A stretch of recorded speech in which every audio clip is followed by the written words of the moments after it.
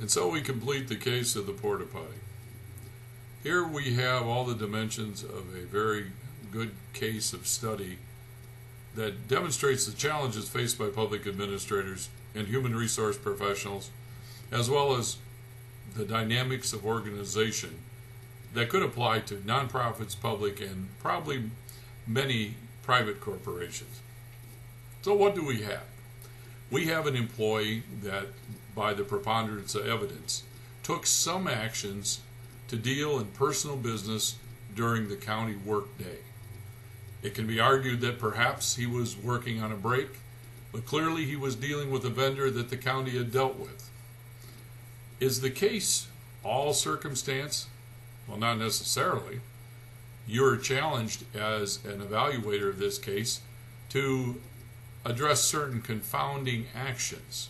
Some may be very well explainable. Certainly most all of them have alternative explanations, but do they in any way create or negate responsibility by employee Guerrera in his role or his lack of action? How did this mistake happen? How did a porta potty be ordered from a county vendor and go unpaid by the individual, assuming there was a mistake, for a considerable length of time? What are the circumstances with why he finally ended up paying personally for a personal order? It does appear that it was only done after it was challenged. So, what do we have? A very uncomfortable feeling developed, as many of these cases are. As rightly pointed out in the analysis, there probably is no way to meet the standard for discharge in this case, but is there a feeling that oftentimes you, as an administrator or manager or supervisor, will have about an action that isn't quite right, but may not, in clinical analysis or academic analysis, meet all the criteria that warrant steps such as severe discipline or action? This case presents something that administrators find every day, in every way, in all organizations of any type and size. We find that there's a lot of gray, very little black and white. But we must not let that be a challenge that stops us in analysis paralysis from doing anything. Because clearly here, what you know can't prove is worthy of further discussion and certainly documentation. Now, there's no question that a series of mistakes could have taken place, but as traffic experts tell you, accidents are not really accidents. They're crashes where certain things happen. Whether they're somebody's fault or not is an emotion response more than it is a factual analysis. And in this case, as you write an analysis of the situation and all the actors, the case compels you to be living a role or representing a point of view, when indeed you really have to examine everybody's agenda and point of view.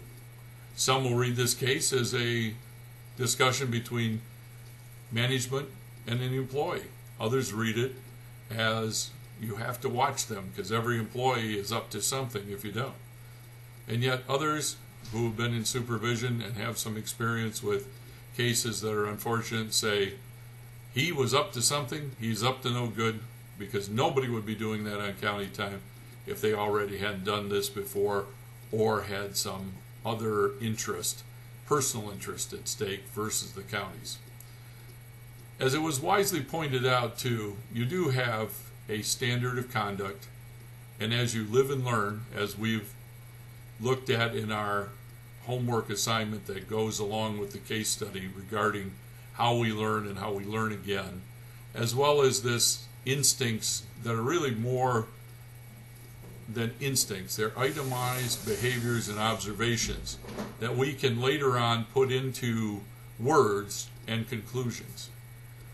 So the case study of the porta potty, as simple as it is, has brought out all these study aspects and will always be an excellent referral to anybody as going forward in human resources. When you're asked to investigate, you're asked to assist, or you're asked to make a determination.